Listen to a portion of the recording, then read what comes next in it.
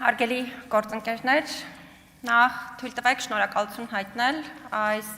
կարևորագույն ու առանցքային թեմայով հանրային քննարկում կազմակերպելու համար եւ նաեւ հենց այս ձևաչափով նշված թեմային անդրադարձի համար, քանի որ նշված հարցադրումն իր մեջ պարունակում է մարդու իրավունքներին առնչվող բավականին լուրջ եւ առանցքային հիմնախնդիրներ, որոնք միանշանակ պետք է դառնան քննարկման առարկա։ Ես եւ ինքս վստահ եմ նաեւ իրավական համակարգի մի շարք այլ գործընկերներ հարցադրման անդրադառնում ենք հենց մարդու իրավունքների դիտանկյունից, որտեղ մարտի 1-յան իրադարձությունների թե արդյունքում, թե գործընթացի հետ կապված միանշանակ պետք է խոսել մարդու հիմնարար իրավունքների մի շարք լրջագույն խախտումների մասին,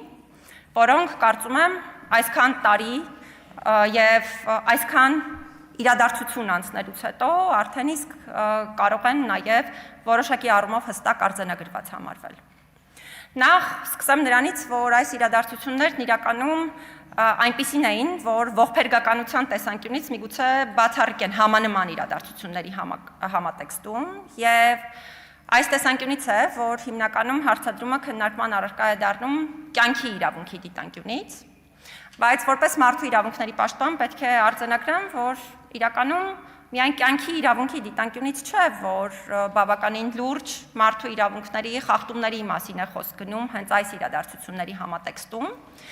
եւ որպես մարդու իրավունքների պաշտպան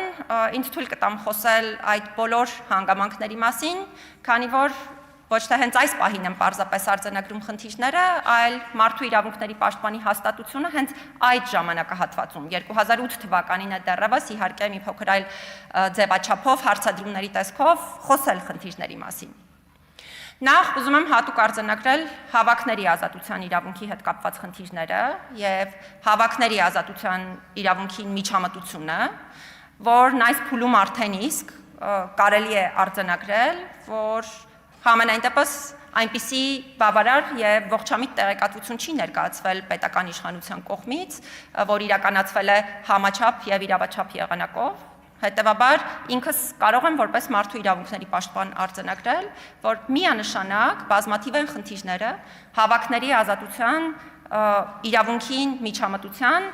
իրավաչափության բացակայության հետ կապված եւ սա միանշանակ ժողովրդավարական հասարակության տեսանկյունից լրջագույն խնդիր է։ Երկրորդ իրավունքներին առնչվող ասպեկտը, որ դարձյալ պետք է արձանագրել,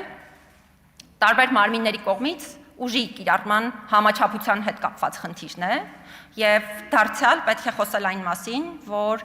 բավարար եւ ողջամիտ հիմնավորումներ չեն ներկայացվել այն մասին, որ կիրառված ուժը եղել է համաչափ, ավելին հատուկ պիտի արձանագրեմ, Նաև մարդու իրավունքների եվրոպական դատարանն է խոսել այն մասին, որ գործողություններն ինքնին կազմակերպված եւ իրականացված չեն եղել այն տրամաբանությամբ, որպեսզի առնվազն նվազագույն վնաս պատճառվի եւ նվազագույն բացասական հետևանքներ լինեն դրա արդյունքում։ Ուզում եմ հատուկ արձանագրել, որ դեռևս 2008 թվականին մարդու իրավունքների պաշտպանի հաստատությունը բավականին լուրջ եւ մեծաքանակ այցեր է ունեցել հենց ազատությունից զրկման վայրեր եւ զրուցել է այդ իրադարձությունների արդյունքում ազատությունից զրկված քաղաքացիների հետ եւ բավականին լուրջ տեղեկատվություն է ձեռք բերվել այդ թվում այդ ժամանակահատվածում նրանց նկատմամբ կիրառված բռնությունների, նրանց նկատմամբ կիրառված վատ վերաբերմունքի եւ այլ հանգամանքների առնչությամբ, ինչը բնականաբար եւս նշված իրադարձությունների համատեքստում իրավունքների դիտանկյունից պետք է դարձյալ քննարկման առարկա։ Իհարկե մարդու իրավունքների եվրոպական դատարանը մի շարք հանգամանքների անդրադարձել է եւ նաեւ հստակ ձևակերպումներ է տվել, որոնք վստահ եմ գործընկերները հանրային քննարկման շրջանակներում կներկայացնեն, բայց ուզում եմ նաեւ հատուկ արձանագրել, որ շատ կարեւոր հանգամանք է այն փաստը, որ դեռևս մարդու իրավունքների պաշտպանի հաստատությունը այդ ժամանակահատվածում բավականին լուրջ հարցադրումներ է ներկայացրել պետական իշխանությանը հրապարակային եղանակով հենց 2008 թվականին եւ ուզում եմ նաեւ արձանագրել որպես այս պահին գործող մարդու իրավունքների պաշտպան, որ իրավունքների հետ կապված նշված հարցադրումների պատասխաններն առկա չեն ու հենց այս իրավունքների խախտումների մասին հենց այդ ձևաչափով կարելի է բնականաբար խոսել նաեւ այս համատեքստում։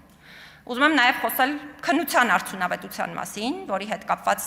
մարդու իրավունքների պաշտպանի հաստատությունը դարձյալ բազում հարցադրումներ է ներկայացրել թե նախկինում, թե այժմ, բայց նաև մարդու իրավունքների եվրոպական դատարանն արդեն այս առումով եւս ունի հստակ դիրքորոշումներ եւ այո, նաև քննության արդյունավետության հետ կապված առկա են բավականին խնդրահարույց իրավիճակներ։